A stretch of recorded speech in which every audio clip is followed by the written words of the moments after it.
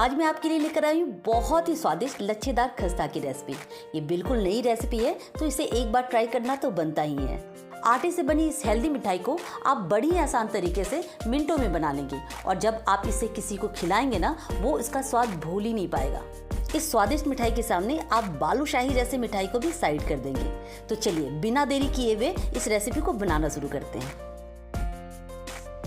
Hello everyone, foodies में आप सभी का बहुत बहुत दिल से स्वागत है। मैं हूं संगीता।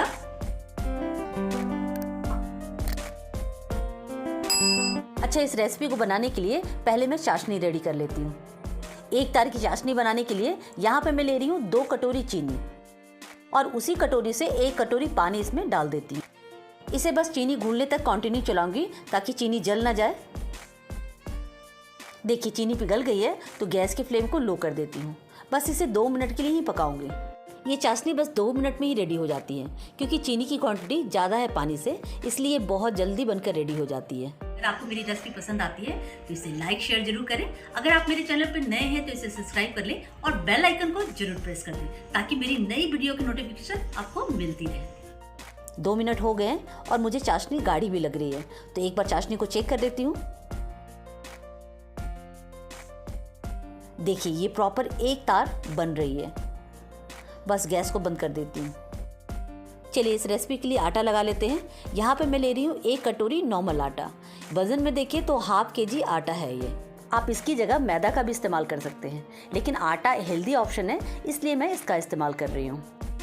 अच्छा, इस रेसिपी के लिए मैंने चाशनी बनाई हुई है। अगर आप चाशनी का इस्तेमाल नहीं करना चाहते तो इसमें आप अपने स्वाद अनुसार पीसी हुई चीनी डाल सकते हैं। मैं इसमें 3 टीस्पून पीसी हुई चीनी डाल रही हूँ। देखिए इसमें ½ टीस्पून नमक डाल रही हूँ। मैं सेंधा नमक खाती हूँ इसलिए ये ऐसा दिख रहा है। नमक से टेस्ट भी बढ़ जाता है और चीनी का बैलेंस भी बना रहता है। इस रेसिपी को और स्वादिष्ट बनाने के लिए यहाँ पे मैं ले रही हूँ रोस्ट किया हुआ वाइट तिल। तिल बिल्कुल ऑप्शनल है, अगर आपके पास है तो इसे ज़रूर डालें, नहीं तो इसे स्किप कर सकते हैं। देखिए मोइन के लिए यहाँ पे मैं आधी कटोरी घी ले रही हूँ, लेकिन मैं सारा घी एक बार में नहीं डालूंगी। जितनी ज़रूरत होगी उतनी ही घी मैं इसमें डालूंगी। देखिए मैंने 7 से 8 चम्मच घी इसमें डाल दिया है। अब इसे अच्छी तरह से मिक्स कर लेती हूँ। देखिए इसे अच्छी तरह से मिक्स कीजिएगा जिससे घी आटा में अच्छी तरह से मिक्स हो जाए, जिससे हमें सही सही घी की क्वांटिटी का पता चलेगा और ये खस्ता भी बनता है। ये बहुत खास ट्रिक है खस्ता बनाने के लिए। देखिए ये इस तरह से लड्डू की तरह बन रहा है, इसका मतलब है कि घी की क्वांटिटी सही है आटे में। बस इसे थोड़ा थोड़ा पानी डालकर सख्त आटा लगा लेती हूँ, जैसे पूरियों के लिए आटा लगाते हैं ना, बिल्कुल ऐसा।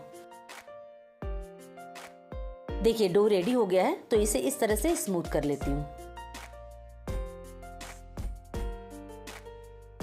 अब इसे इस तरह से काट कर इक्वल पार्ट में सेपरेट कर लेती हूँ। आधा डो को मैंने अलग रख दिया है, उसे मैं बाद में बनाऊंगी। चलिए इसे काट कर सेपरेट कर लिया है। अब इसके पेड़े बनाकर एक एक पेड़े की रोटी बना लेती हूँ।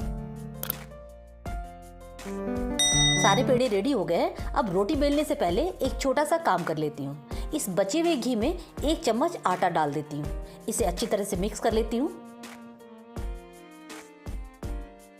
चलिए ये अच्छी तरह से मिक्स हो गया है तो इसे साइड में रख देती हूँ। अब एक एक पेड़े की रोटी बना लेती हूँ। रोटी की थिकनेस नॉर्मल रोटी की तरह ही रखिएगा, ना ज़्यादा मोटी और ना ज़्यादा पतली। देखिए एक रोटी रेडी हो गई है। इसी तरह से सारी रोटियों को बेल लेंगे। सारी रोटियों को बेलकर मैंने साइड में रख दिया है। अब एक रोटी को इस तरह से फैला लिया है। अब इसके ऊपर घी और आटे का जो हमने घोल तैयार किया है ना, इसके ऊपर थोड़ा थोड़ा डालकर इसे अच्छी तरह से लगा देती हूँ। चलिए इसके ऊपर अच्छी तरह से ये लग गई है। अब थोड़ा थोड़ा सूखा आटा इसके ऊपर छिड़क देती हूँ। अब इस रोटी के ऊपर दूसरी रोटी को रख देती हूँ।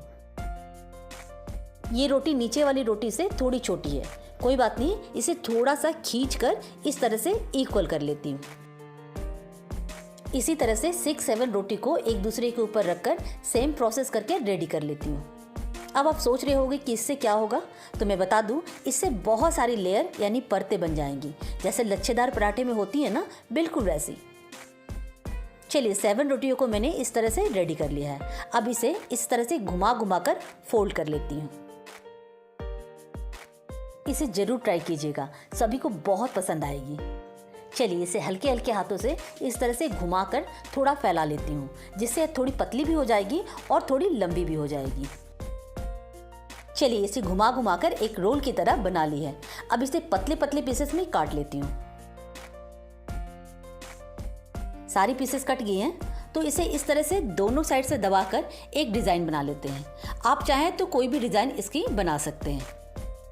और हाँ, इसमें ध्यान रखें कि जिस साइड खुला पोर्शन है उसी साइड को दबाकर आप कोई भी डिज़ाइन बनाएं। अच्छा, मैंने आपके साथ रिसेंटली सॉफ्ट दही बड़े और केले से बने मालपुए की रेसिपी शेयर की है। अगर आपने उसे अभी तक नहीं देखी तो उसे आप ज़रूर देखें। अगर आपको मेरी रेसिपी पसंद आती है तो इसे एक लाइक ज़रूर दें और अपने फैमिली फ्रेंड में इसे ज़रूर शेयर करें। चलिए सारे लच्छेदार डिज़ाइन रेडी हो गई हैं। इसे तलने के लिए एक पैन गैस पे चढ़ा दिए। इसमें मैं डाल रही हूँ रिफाइंड ऑयल। आप जो भी ऑयल खाते हैं आप इसमें डालें। तेल गर्म हो गया है। हाँ, यहाँ पर ध्यान रखना है कि तेल बहुत ज़्यादा गर्म यानी धुआंधार गर्म नहीं होना चाहिए। अब इसे एक एक करके तेल में डाल देती हूँ। देखिए ऑयल इतना ही गर्म होना चाहिए। अब इसे सुनहरा ब्राउन होने तक तलूंगी। अभी मैं इसे टच नहीं करूंगी। जब ये नीचे से हल्के सुनहरे ब्राउन हो जाएंगे तभी मैं इसे पलटूंगी। अच्छा, खस्ता बनाने का खास ट्रिक है कि तेल बहुत ज़्यादा गर्म नहीं होना चाहिए और लो फ्लेम पर ही इसे तलें। चलिए नीचे से हल्के सुनहरे ब्राउन हो गए हैं तो इन्हें एक एक करके पलट लेती हूँ। देखिए दोनों साइड से सुनहरे ब्राउन हो गए हैं तो इन्हें तेल से बाहर निकाल लेती हूँ।